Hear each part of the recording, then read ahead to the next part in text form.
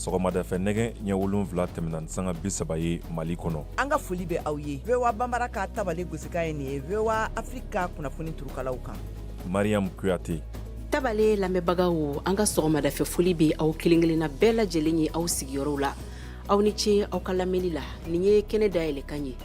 Kunnafoni ɲɛbilala yala Mali Woromasiri tabaw bɛna don Kidal wa? O ɲininkali tɔ min bɛ yen nɔ sabula kunu sɔgɔmada lakana ɲɛmaa 2 minnu ma sɔn u tɔgɔ ka lakodɔn u da tula ni kunnafoniyaw la. O kunnafoni kelen kan Nuhum Togo ale bɛna hakilinataw fɔ an ye.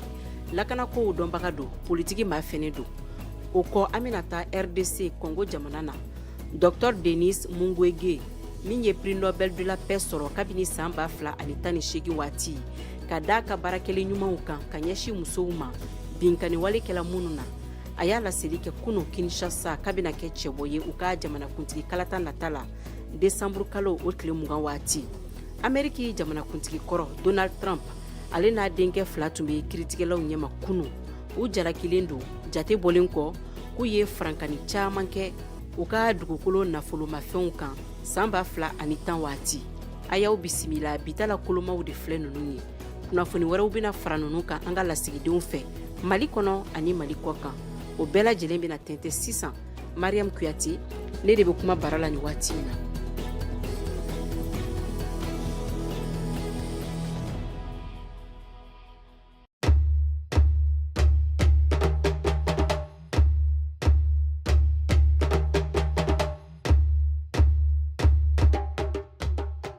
Sɔgɔmada fɛ nɛgɛ kaɲa 7 o tɛmɛna ka ban ni sanga 30 ye aw ni ce aw ka lamɛnli la.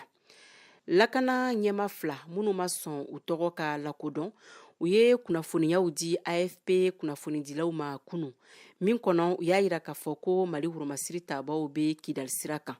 Modibo Dambele ale bɛ ɲɛfɔli kan ye. Mali finitigilaka ɲɛmɔgɔ dɔ ye laseli kɛ AFP ko u ka larawuli baara ɲɛnabɔli ugumu kɔnɔna la Mali jamana kɛɲɛkɛyan fan fɛ ko u wulila k'u ka finitigilakaw bila ka taga Kidal kɛɲɛka ani kɔrɔyan fan na ko saridasiw ka kulu a wulila tɛnɛndon sɔgɔmada fɛ Gao ale ni Kidal cɛ kilomɛtiri 300 jamana worodugu ani Tilebiyan fan na a ka kuma la. Lakana ɲɛmɔgɔ wɛrɛ fɛnɛ y'a yira k'a fɔ ko convoi ni a bɛ mobili 119 k'u y'u jɔ sira fɛ kilomɛtiri caman Gao kɛɲɛkɛyan fan na. Ko nin hakilila in taara karidon sardasu ɲɛmɔgɔw olu ka ɲɔgɔn ye dɔ senfɛ a ka kuma la. Ko nin larawuli baara in bɛɛ senna jateminɛ kɛlen k'a fɔ kabi uti kalo la balawu kɔni a juguyara kosɛbɛ marifatigi jɔkulu ani jihadi tigilamɔgɔw ka ɲɛsin Mali finitigilakaw ma. Kidal porokotoli ka bɔ Mali ka mara kɔnɔna la ni o yelen k'a fɔ komi jamana ka kanabilali ko o Bamako ka dimiko kɔrɔ kumaba ye Mali jamana ka fanga tɛ kan ka se ka boli a kan. Nka marifatigi jɛkulu Coordination des mouvements de l'Azawa ni o ye SEMA ye. Mali jamana ka furancɛ fanga ɲɛmɔgɔ Colonel Assimi Goïta ye layidu ta Mali jamana ka kanabilali o ɲɛnajɛw senfɛ ko jamana bɛna a ka fanga boli a ka kɛnɛ fɛn fɛn bɛ yen ni o tun porokotolen don a la. Kidal ale de kɛra u ye ka bin fɔlɔ mɔgɔ murutulenw minnu bɛ fɛ ka u yɛrɛ ta olu bolo kɔnɔ mankan wulilen san 2012 wagati. O kɔfɛ a ka sɔrɔ ka bin salafisiw olu tɛgɛ kɔnɔna la minnu bɛ kanabilali yɛrɛta nɔfɛ olu ka sɔrɔ ka na a ta san 2013 wagati la ni Faransi jamana ka larawuli baara min kɛra Mali kɔnɔna la. Ka bɔ o wagati Kidal b'u ka mara kɔnɔ kabi u ni Mali finitigilakaw karilen ɲɔgɔn na san 2014 o wagati la.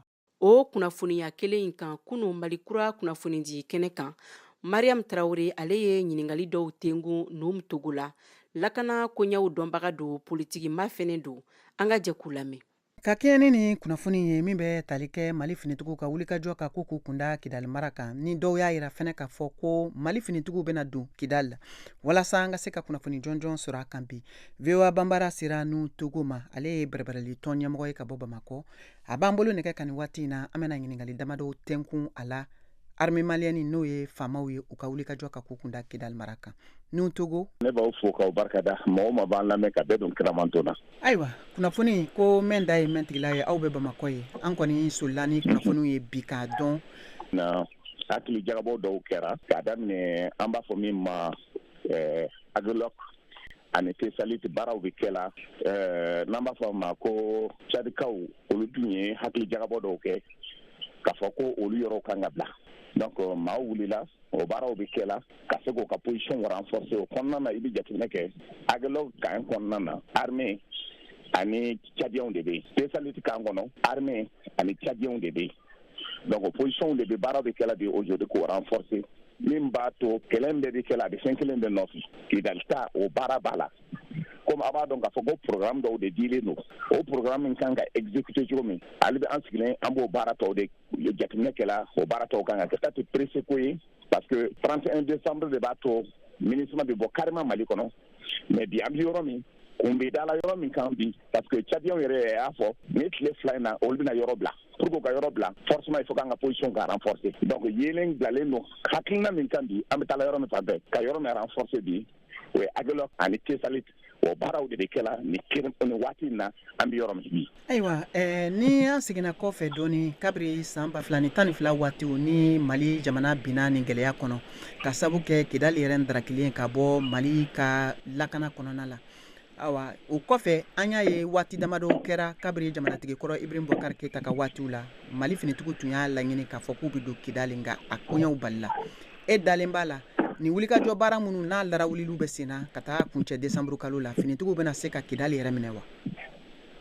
I y'a fɔ cogo min na donc a kɛra cogo cogo baara de bɛ kɛ la parce que an ni MINUSMA bɛnna min kan ni baara signena ka ban tɛgɛnɔ bilala na Nations Unies na k'a fɔ min ye kan ye n'an b'a fɔ tubabu kama rétrocession k'anw kan ka segin armée ma cogo min o baaraw de kɛ la donc comme président y'a fɔ cogo min premier ministre y'a fɔ cogo min baaraw de kɛlen don donc Kidal taali nka foyi tɛ se ka bali a bɛ gɛlɛya mais foyi tɛ se ka bali donc c'est pour cela bi il est important que baaraw ka se k'o kɛ hakilija ni hakili b'a la i ye kuma dɔ fɔ tumani min na Musa Mara taara Kidal mankan caman tun kɛra Ibrahim Boubacar Keita yɛrɛ wulila k'a fɔ ko accord dɔ ka signé an ni olu cɛ o ye Mauritanie président wele ka na ka taa accord signé Kidalikaw hakilina b'a la k'a fɔ hali bi o accord de bɛ yen donc baara de kan ka kɛ o kɔnɔna de la mais an bɔra o kɔnɔna an nana accord min signé na en 2015 avec Algérie accord min signé baara ninnu kɛra n'o kɔnɔna de ye mais bi an bɛ position min na donc rétrocession na kan bɛɛ bɛ segin état de ma donc o baara min bɛ kɛ la ka daminɛ depuis Berta in kɛra fo ka na se bi ma mankan bɛɛ bɛ kɛ la attaque min bɛɛ bɛ kɛ la Lere attaque min bɛɛ bɛ kɛ la yen a bɛɛ bɛ kɛ la de pour que mɔgɔw kana se Kidal mais Kidal seli ye diyagoya ye a baaraw bɛ kɛ la hakilisigi kɔnɔna na c'est pour la Nations Unies mɔgɔ programme min fɔra o programme n'a sera u kan k'a d'anw ma tuma min an b'a ta o kɔrɔ de y'an ka an tilala bi Agilok ko ani Tesalit ko la n'olu taara ka ban n'o position wa renforcer la ka ɲɛ baara tɔw bɛ se ka nɔgɔya an bolo ni Ala sɔnna. Ni diyara ye Nuhu Togo an ka foli b'i ye k'a lase aw ma k'a fɔ ni tun ye Nuhu Togo ale ka laseliw ye min ye bɛrɛbɛrɛli tɔn ɲɛmɔgɔ ye ka bɔ Bamakɔ. An bɛ taa RDC Congo jamana na u ka jamanakuntigi kalata o bolodalen do décembre kalo nata o tile 20 Dr Denise Mukwege cɛba min do ale ye prix Nobel de la paix sɔrɔ kabini san 2018 waati a y'a laseli kɛ kunu Kinshasa kabina kɛ cɛbɔ ye Mariam Traoré. Cɛ min bɛ musow labɛn a ye nin ta tiɲɛ ye min kɛra ni ja dɔ ye ka ɲɛsin a ma n'a bɛ wele nanzarakan na ko documentaire ni maa kofɔlen in farala jamanatigisi kalata cɛbɔw kan min b'a fɛ k'i kɔ da jamanatigi min bɛna fanga bila n'o ye Félix Tshisekedi ye kɔ la ale min ye fanga ta kabiri janvier kalo san 2019 o senfɛ a kɛra cɛbɔ ye k'a yɛrɛ nɔrɔ bila n sɔnna a ma ka kɛ aw ka cɛbɔ ye jamanatigisi kalata natɔ la nin kɛra gynécologue fitinɛ yelenba min si ye san 60 ni san 8 ye min lakodɔnnenba do ka kanabilali kunnafoni di dɔ ye ka ɲɛsin jamanatigisi kalata ma min kɛra a kanubaga mɔgɔ 100 caman de ɲɛkɔrɔ minnu bɛɛ lajɛlen tu faralen don ɲɔgɔn kan ni nisɔndiya ye lajɛrɛ yɔrɔ dɔ kɔnɔna la Kinshasa an ka jamana taabolo man ɲi a ye min fɔ a ka kunnafoni di in senfɛ a ka nin laseli ninnu kɛra ni kumakan gɛlɛnw ye min ye Congo RDC jamana ka gɛlɛya ko fɔ lakanako kun kan politiki nasira bunadamaden jo sariyaw olu nasira fɛ ani ka fara minɛli banbaliw kan fanga sɛnɛmatɔnw ka tɔndenw yɔrɔ ka fara kunnafoni sɛnsɛnnaw kan ni y'a san caman ye RDC a ye nin laseli kɛ a ka taama dɔ senfɛ jamana kɔfɛ Denis Mukwege ale min ko do ye karogɛlɛya ani dantɛmɛ wali camanw de ko fɔ ka wele bila duniya kirikoba ma n'o ye tribunal international ye cogo min na u bɛ se ka na nin kiri ninnu tigɛ ladalasiraw fɛ ko walasa ka se ka dugudenw senajeli k'u sumaya min dalen do karogɛlɛya wale dɔw kan n'a bɛ ka ta ka Congo RDC jamanadenw sɛgɛrɛ u ka jamana tilebiyan fan fɛ n'o dɔw wolola fagali jugubaw la min bɛ ɲini ka se san 30 ma wa a karogɛlɛya fanba bɛ ka kɛ jɛkulu mara maramafɛntigiw fɛ ka sabu kɛ rebellion ye. An tɛ se ka makɔnɔli kɛ bilen ka wuli ka an ɲɛsin nin ko ɲɛma. Sini kuntagala bɛna janya an ko bi de. O kama n labɛnnen don wa n bɛ taa sisan. A ye min fara kan a ka nin kunnafonidi in sen fɛ ntɛnɛn don. Laseli min sen fɛ a y'a yɛrɛ jate i n'a fɔ jamanaden min murutilen don. An bɛ to ni kunnafoniyaw ye kɔ kan halisa. Ameriki jamanakuntigi kɔrɔ Donald Trump ale n'a denkɛ 2 tun bɛ kiritigɛlaw ɲɛma kunun. U jalakilen don k'u ye farankani caman kɛ u ka dugukolo nafolomafɛnw kan san 2010 waati la. Modibo Dambele ale bɛ ɲɛfɔli kan ye. Ni a ka fini bulalama ye ni waritigiba in ni a ɲɛda kumunen ani a ka lafasalikɛla 2 a kɛrɛfɛla la Chris Kais ani Halina Habba olu sigilen don New York kiritigɛla ɲɛma Arthur Engoron ni ale de bɛna bila kow ɲɛmɔgɔya la dɔgɔkun caman kɔnɔna la. Yani a ka don kiritigɛ so kɔnɔna la a ye New York jamana ka nɔminɛlikɛla jalaki Leticia James ni ale de wulilen don ko k'a nɔminɛ nin ko la ko o ye siya wolomala ye ko nin ye lagosili ko ye. Ni kiritigɛ in mun bɛna daminɛ ni lafasalikɛlaw ka laseli ye bɛ sɔn ka na dankari kɛnɛkɛrɛnle la a ka denbaya ka kɛnyɛrɛ ye baarakɛyɔrɔ la mun tɔgɔ ye ko Trump Organization. A ka lafasalikɛla Maître Keith Kais ko fiɲɛ fosi ma ye jate fanfɛla la Trump ka baarakɛyɔrɔ la ko President Donald Trump ye a ka nin dugukolo baarakɛyɔrɔ in sigi duniya kɔnɔna la ni damu b'a kɔnɔna la ale ka kuma la. A ɲɛma New York ka kiritigɛla Madame James ye laseli kɛ Manhattan ko sariya kɔni ko o de bɛna fɔ. A ye ni waritigiba in jalaki ko a ye nambara caman caman de kɛ ani ko san caman fɛnɛ kɔnɔna la. Aw de bɛ kunnafoni mɔlen sɛnsɛnlen di anw ma bamanankan na. VOA Afrique filɛ nin ye 102 fiɲɛ sira kan Bamako Mali la. Sisan an bɛna kuma di Umu Sangare ma. Mali dɔnkilidala ŋaraba dɔ don min yɛrɛ tun bɛ taama na Ameriki jamana na. O siratigɛ la Kajatu Tarawele ale ye kuma falen kɛ n'a ye Mali lahalaya kan. An ka jɛkulu lamɛn. Awa an balima bamanankan mɛnnaw an balima Malikura lamɛnbagaw Malikura wulila deliku la tuguni dɛ. Awa bi an ka kɛnɛ kan an ye Umu Sangare de sɔrɔ an n'a bɛna masala kɛ. Awa Bawumu i danse VOA yɛrɛ soba kɔnɔna la yan Washington DC. C'est vrai. Awɔ. Foli diyara n ye kana bɔ aw la ka ɲɔgɔn kuma ɲɔgɔnya fama kɛra. Toujours i mana na Washington dɔrɔn f'i kana turu ka an fɛ yan nɔ. O ye wajibi ye. Voilà an tun famana ɲɔgɔn ma dɔɔni. An fana bɛ faso baara de la yan. O don dɛ i yɛrɛ ɲɛ b'a la. Ayiwa bisimila an ka kɛnɛ kan. Ayiwa i ka taama i bɛ mun de la yan nɔ tile 2 in na. En fait n bɛ tourner de la depuis mois de mai. N bɛ tourner la Europe, Amérique, Japon fan bɛɛ. Donc n bɔra Japon ka jigin San Francisco ka bɔ San Francisco ka taa Jazz Montréal la. An jouera ye Kunasini ka avion ta ka jigin ka na jouer Washington sɔrɔ Maliens fɛ an ka jɛ ka 22 septembre fêter ɲɔgɔn fɛ. En fait j'ai stoppé la tournée. J'avais 2 jours de repos ka boli ka na 22 septembre kɛ Maliens fɛ. O diyara n yɛrɛ ye kosɛbɛ. O y'i ka baara kɔrɔ ye sabula c'est an normal. bɛ dɔn ni fasoden ɲumanya ye. C'est normal. I y'i jeniyɔrɔ fin wagati caman tɛmɛndenw na. Bɛɛ ka kan k'i seko kɛ. O kɔni o ye malidenya yɛrɛ de ye. C'est vrai. Awa Umu an bɛ se ka kuma i ka mun de bolodalen don aw bolo artistes quoi de manière générale aw ka se ka aw jeniyɔrɔ fin yaasa kɛlɛ nin bɛ se ka ban cogoya min na. Yala aw y'o siraw bɔ wa?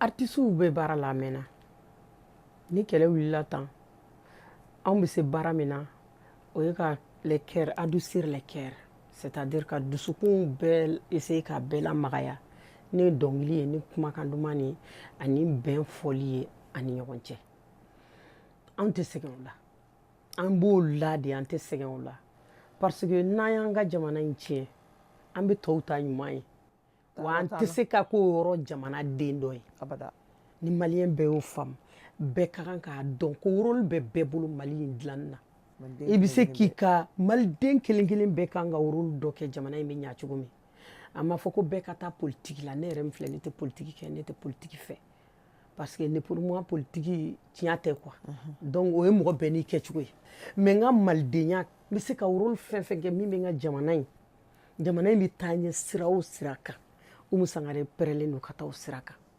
wa ni ɲɔgɔn miliyɔn 1 an bɛ combat la an bɛ combat la fɛn min ka di Mali ye o de ka d'an ye min bɛ Mali bɔ nɔgɔ la an pɛrɛlen don o kama su ani tile n'o ye ka dɔnkili créer ka tila ka bɛn fɔ maliyɛnw ni ɲɔgɔn cɛ an k'a dɔn k'anw de ye fa ni ba ye an tɛ taa ka ɲɔgɔn to hali n'a ye fɛn fɛn kɛ an tɛ se ka taa ɲɔgɔn maliyɛn i tɛna kɛ ivoirien ye f'i ka sa maliyɛn i tɛ kɛ diɲɛ wɛrɛ mɔgɔ si i tɛ kɛ français i tɛ kɛ américain ye an kɔni bɛ na yan mais yirikuru mana mɛn ji la cogo cogo a tɛ kɛ banba ye an ka ɲɔgɔn minɛ k'an ka jamana in dilan anw de ta don ni bɛɛ ko min kɛra an na k'i t'o bila ne yɛrɛ premier de tun bɛ Mali bila min kɛra ne la Mali la ni bɛɛ ko min kɛra i la ko i t'i ta bila ne tun bɛ Mali haram parce que humiliation min dara ne ka Mali la donc ne y'o ye k'a bila ka yafa bɛɛ ma ne b'a fɛ maliyɛn den bɛɛ dɔ kɛra bɛɛ la fɛn fɛn kɛra i la jamana kɔnɔ yafa an ka yafa ɲɔgɔn ma an ka ɲɔgɔn bolo minɛ an ka taga ni ɲɔgɔn ye an ka ŋaniyaw kɛ kelen ye an ka yafa yɛrɛ de Mali yɛrɛ de kosɔn maliyɛn den bɛɛ ka yafa Mali yɛrɛ de kosɔn e ma ye sini koko tɛ pɛrɛn ye ayi i tɛ koko pɛrɛn ne ye sini dɛ a finna k'a jɛ ka bɛɛ dabari banna don cogo tɛ sini ne b'a fɛ an ka kɛ ten de mɔgɔ kana se ka don an cɛ i bɛ mun de fɔ musow ye Mali la i bɛ mun de fɔ diɲɛ musow ye i bɛ mun de fɔ i ka fanw ye musow ne baw anw ka rôle ba bɛ jamana ni wulili la ni bɛɛ kumana i den fɛ k'i den nasigi so kɔnɔ maliyɛn den b'a masa kumakan mɛn ni bɛɛ y'i den na don so kɔnɔ k'a lasigi k'a fɔ jamana bɛ niveau min na jamana mago bɛ aw de la aw ye siniɲɛsigi ye aw bɛ fɛn fɛn na an ka ko bɛ bila bɛɛ ka wuli an ka ɲɛsin Mali ma an ko k'an ka base ban anw musow an bɛɛ ka kuma an wolodenw fɛ anw ka rôle ba de bɛ bɛn na awɔ Mali musow aw ka rôle ba de bɛ bɛn na bɛɛ ka kuma i den fɛ so kɔnɔ bɛɛ k'a f'i den ye ko ni e kelen tɛ jamana in tɛ taa ɲɛ donc ni den bɛɛ kelen kelen y'o bila a kunna ni ne tɛ Mali tɛ taa ɲɛ ni ne tɛ Mali tɛ bɔ nɔgɔ la an b'an fara ɲɔgɔn kan an bɛ fosi ni Ala ka diɲɛ ye e n dalen bɛ Mali musow la n dalen b'u la n bɛ compter u kan parce que u ye sɛgɛn min kɛ foyi tɛna an ka sɛgɛn nin ban n'an ka jamana ma bɔ nɔgɔ la ayiwa an balimaw ayiwa nin tun ye ani Umu Sangare ka baro kɛnɛ ye n y'a sɔrɔ an bara yan nɔ Voix de l'Amérique an ka studio 54 kɔnɔna la an bɛ foli kɛ an lamɛnbagaw bɛɛ lajɛlen ye aw ni ce aw ka kulomajɔ la nin tun ye Keyatu Tarawele kumakan ye an ka Malikura kɛnɛ kan ye ɲininkali kɛla Umu Sangare la a k'an bɛn waati wɛrɛ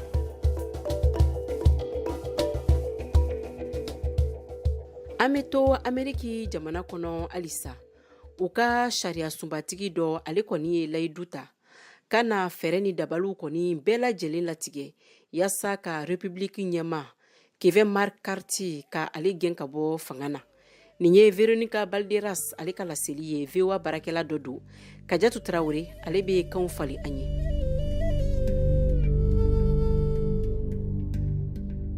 The bill is passed. Hakɛ sariya kuntala kunkurunin danatigɛli wasadenw fɛ ne Joe Biden ye a bolonɔ bila a la bɛna sira di l'Amérique jamana foroba fanga ma ka tɛmɛ ni a ka baara ye fo novembre kalo camancɛ an fanfɛ waati la nka Biden ye kangari gɛlɛn gosi karidon na waleya min kɛra sani u ka danatigɛli ni ɲɔgɔnna nin sɔrɔ ko o ɲɔgɔnna wɛrɛ kana kɛ.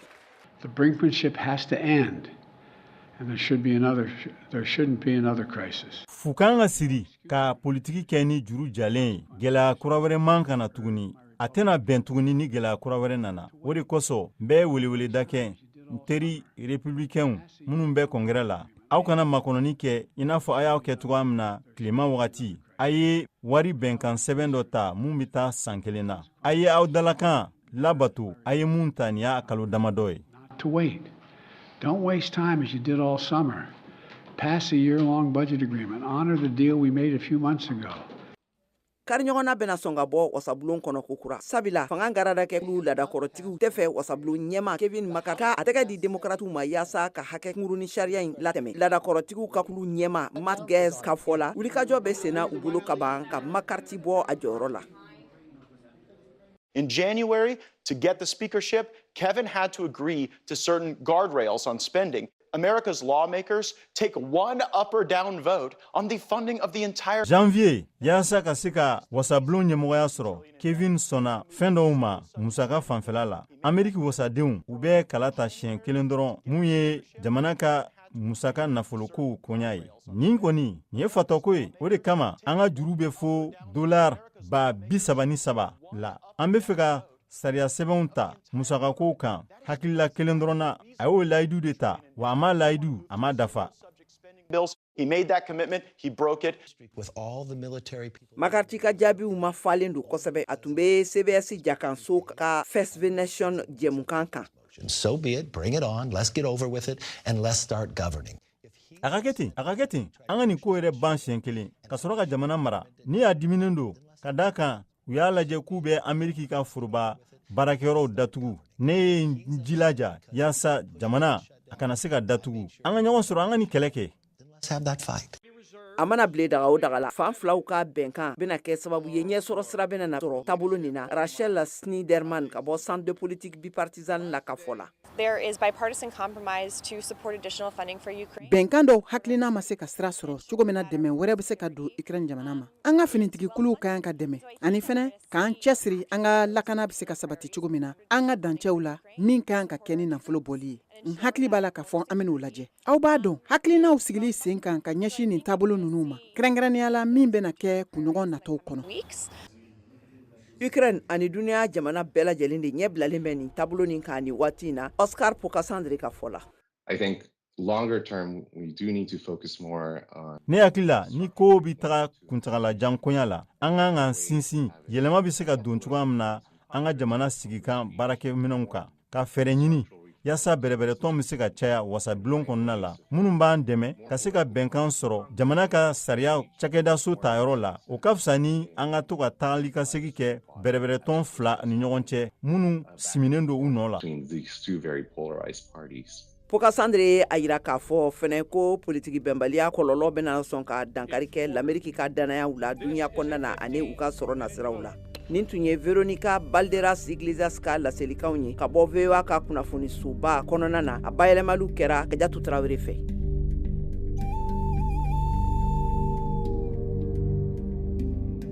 Siaka Tarawele bɛ ɲɛfɔli kɛ an ye farikolo ɲɛnajɛ kunnafoniyaw kan.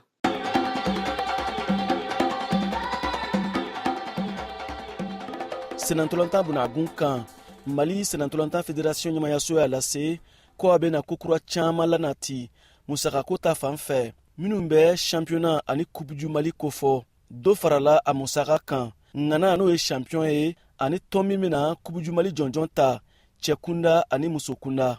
Musa Sylvain Jakite Mali Senatolanta Fédération ɲɛma dankan fɔlɔ y'a laseli kɛ kunnafoni di sen fɛ septembre kalo tɛmɛnen tile 30 san 2023 in na Senatolanta Fédération jabala la Bamakɔ. Prix minnu bɛ di champion ma an ye olu amélioré. Fɔlɔ la n'i kɛra Mali champion ye $20,000 de tun bɛ d'i ma. Saison 2023-24 la n'i kɛra champion ye $30,000 de bɛ d'i ma cɛw la quoi. Deuxième ta $15,000 de bɛ d'i ma. Or fɔlɔ la $10,000 de tun bɛ di. Troisième na $2,000 de tun bɛ d'u ma mais ɲina saison na $10,000 de bɛ di. O ye cɛw ta ye. Musow fana ta la ni kun kɛra champion ye $3,000,000 de tun bɛ d'i ma mais ɲina n'i kɛra champion ye $10,000 de bɛ d'i ma. N'i kɛra deuxième ye $2,000,000 de tun bɛ d'i ma fɔlɔ mais ɲina $5,000,000 de bɛ d'i ma. N'i kɛra troisième ye fɔlɔ la yɛrɛ troisième place kun t'a la mais ɲina an min'o don a la n'i kɛr'o ye $2,000,000 bɛ d'i ma. Min ye coupe du Mali ta ye Musa Sylvain Jakite Mali Senatolanta Fédération ɲɛma dankan fɔlɔ. Coupe du Mali cɛw ta la n'i ye coupe ta $25,000 de bɛ d'i ma. Fɔlɔ la $10,000,000 de tun bɛ di mɔgɔw ma o la. N'i kɛra finaliste ye n'i ma coupe sɔrɔ $10,000,000 bɛ d'i ma. Fɔlɔ la $2,000,000 de tun bɛ di o la. Mun ye coupe du Mali musow ta ye n'i ye coupe ta $6,000,000 de bɛ d'i ma. Fɔlɔ la $2,000,000 de tun don. Ni i kɛra finaliste ye $3,000,000 bɛ d'i ma. Fɔlɔ la $2,000,000 de tun don. Cɛsiri de bɛ sen na kabini sisan clubu fan fɛ walasa ka se sɔrɔ ni ɲɔgɔndan ninnu na. VOA Bambara tɔgɔ la Bamakɔ. Siyaka Traoré ka laseli don.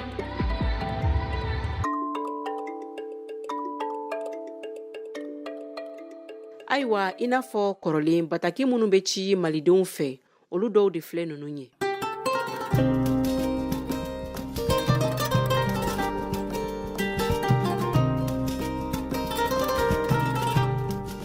Viva président mɔgɔw an ka folibaw bɛɛ lajɛlen. Vraiment ne ka hakilina min ye bɛn jɛra ka minɛli fana nɔ bon n'i y'a jateminɛ bɛn ye CNT kɔnɔ bɛn bɛ se ka hali minisiri dɔ wele ka i fɛla fɔ jamana ye donc ne fana ne fana hakilina na bɛn bɛ yɔrɔ nɔ bɛn ye CNT kɔnɔla mɔgɔ de don parce que kuma bɛnɛ mɔgɔ dɔ kɛnɛma ka tɛmɛ ale kan parce que n'a ma ɲɛ ale bɛ CNT kɔnɔ donc kuma bɛɛ la ale yɛrɛ man ka t'i sigi radio la k'a fɔ tan bon o ye fɛn ye min cɛman ye ale yɛrɛ la donc ale bɛ se ka minisiri kunturu dɔ wele k'a ɲini ka a darɔ kan fana na donc ni problème bɛ yen ni problème bɛ minisiri fana bɛ se k'ale jaabi quoi donc ala min y'o bonya d'ale ma mais n'i tola ka taa kɛnɛma i n'a fɔ e tɛ CNT kɔnɔ waati bɛɛ donc a bɛ taran yɛrɛ bɔ bɛn yɛrɛ kan dɔɔni donc ne fana hakilina na vraiment bɛn a ka to ni ko min bɛ jamana yɛrɛ kɔnɔ kosɛbɛ bon a ka to ka minisiri fana wele CNT kɔnɔ parce que droit b'ale fana bolo mais an b'a fɔ a fana ka hakilina ɲɛna fili fana y'a sɔrɔ sinon kuma bɛɛ la n'i y'a fɔ dɔrɔn i bɛ jamana kɔnɔ de yɛrɛ fana hakilina parce que ni e dun ale de ye confiance fana da jamana yɛrɛ faamaw kan bon n'u nana yɛlɛ dɔrɔn ko nin bɛɛ bɛ ka confiance bɔ faamaw kan dɔrɔn donc caman bɛ découragé fana ne hakilina de ye.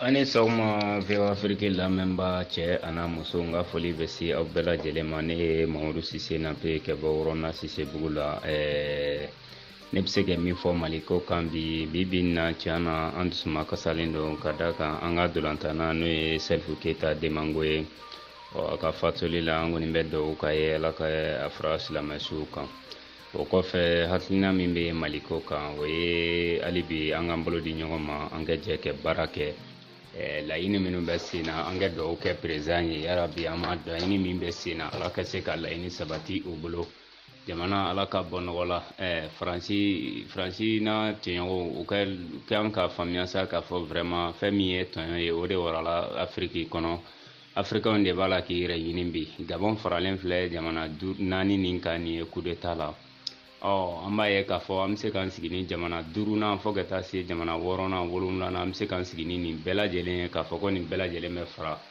Mali ani a tɔɲɔgɔnw kan an baara min bɛ sen na sisan nin waati la parce que k'a da kan tɔɲɔ bɛ jamanaw kɔnɔ jamanadenw murutilen don sisan bɛɛ kɛ kekun denmisɛnnin ni mɔgɔba bɛɛ kɛ kekun sisan o de la san an bɛ fɛ k'an yɛrɛ ɲini an b'a fɛ k'an yɛrɛ bɔ bolo la hali bi Ala kɛ farafinna bɔ bolo la Ala kɛ farafinna bɔ ɲɔgɔnjiru la Ala kɛ Mali bɔ ɲɔgɔnjiru la an ka ɲɛmɔgɔ Ala ka jamana ta fanga d'u ma an ka ɲɛmɔgɔ Ala ka jamana ta fanga d'u ma assalamu alaikum warahmatullahi wabarakatuhu.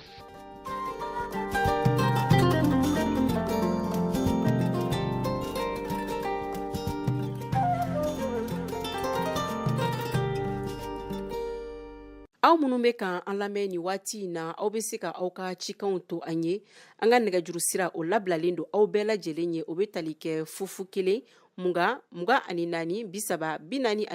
30 47 16 yaasa aw ka se ka aw ka haminakow ɲɛfɔ an ye nka aw kana ɲina fewu aw tɔgɔ n'aw sigiyɔrɔ a bɛ kɔn k'olu fɔ ka sɔrɔ k'aw ka cikanw tugu o la an tɛ sɛgɛ a fɔli la aw ye musolakaw a y'an wele ka caya sabula an mago bɛ aw haminakow caman na an ka kɛnɛ kɔnɔ.